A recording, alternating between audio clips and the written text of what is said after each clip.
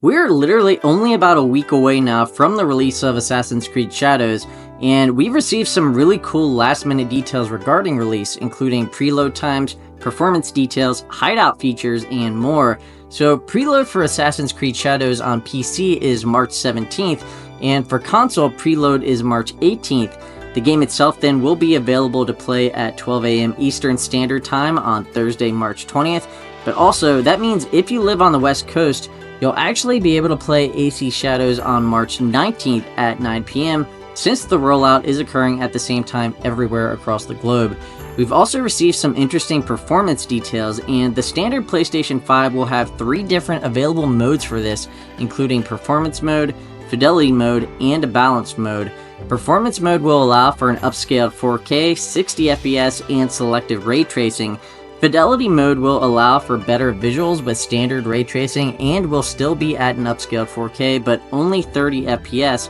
And interestingly enough, there will also be a Balanced Mode, which I may take advantage of since it seems to combine the best parts of both modes.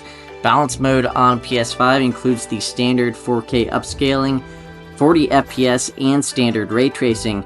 The Xbox Series X follows all the same performance mode options as the standard PS5 modes that I mentioned, and if you have a PS5 Pro, really the only difference here is that there are extended ray tracing options available for that console.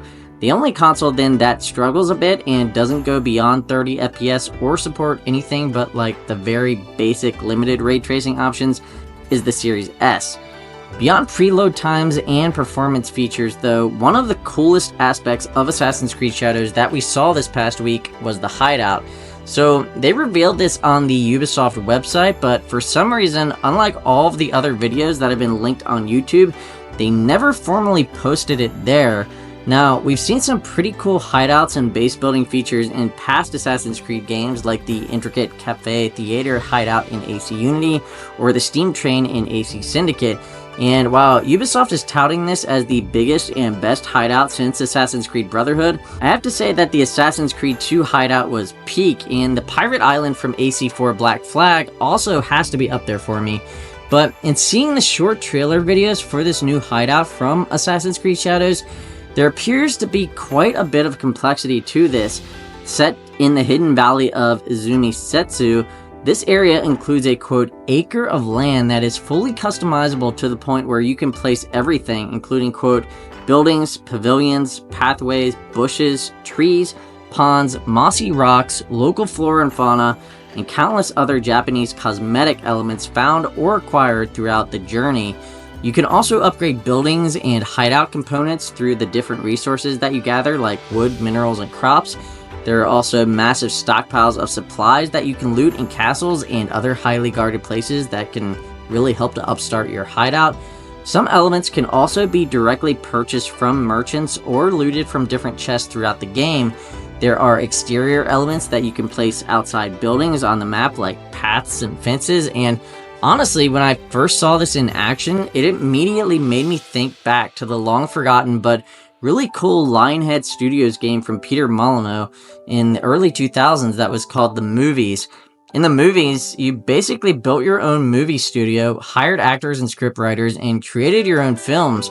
But one of the major drawing points of that game was also the customization of your movie studio with paths and fauna and other decorations between the buildings.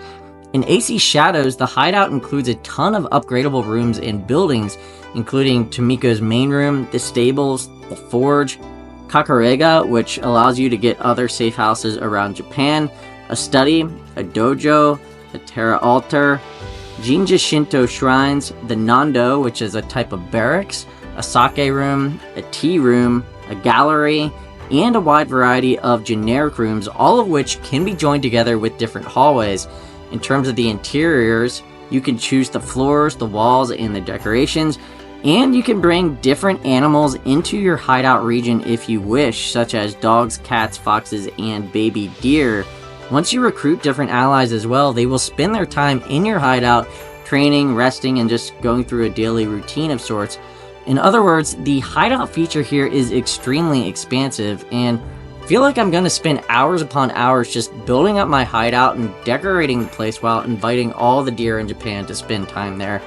Beyond the hideout, We also saw some insane new gameplay elements this past week, with a walkthrough trailer that showcased different combat styles from both Yasuke and Naoe, which I broke down in another video that I'll link at the end of this one if you're interested.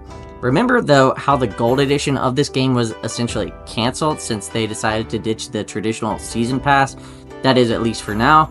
Well, there's still a digital deluxe edition of AC Shadows that you can get, and it shows some things that are kind of crazy.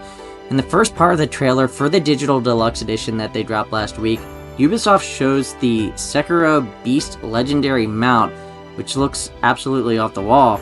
This digital deluxe edition also includes some armor and some neat designs for the hideout, but is a bit strange because everything that you get from the digital deluxe edition looks like it could come straight out of Chinese folklore, not Japanese. And as if this game needed another controversy, the digital deluxe edition is getting shredded online, with a lot of folks questioning the design of the mythical mount and the legendary armors, again noting that the design doesn't seem to fully fit with Japanese culture. But in my opinion, it does still look really cool, and from everything that we're seeing from Assassin's Creed Shadows, I'm getting pretty excited to finally jump into this world after so many delays and concerns. And from the polish that we've been seeing, I think there is still quite a lot to look forward to. But anyhow, what are your thoughts on the upcoming launch of Assassin's Creed Shadows? Are you excited for the hideout features, or are you more hyped to just explore feudal Japan as Naoe and Yasuke?